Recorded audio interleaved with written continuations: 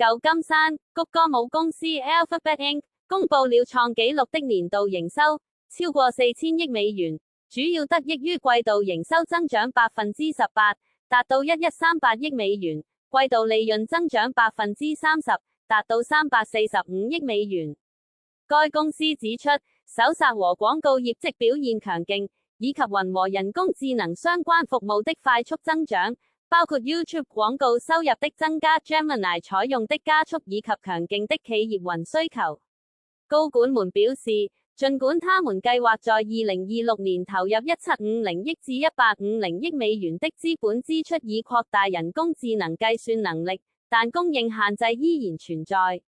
財報發佈後，盤後交易中股價小幅下跌，基於對6篇文章的審閱和支持性研究。基於對6篇文章的審閱和支持性研究，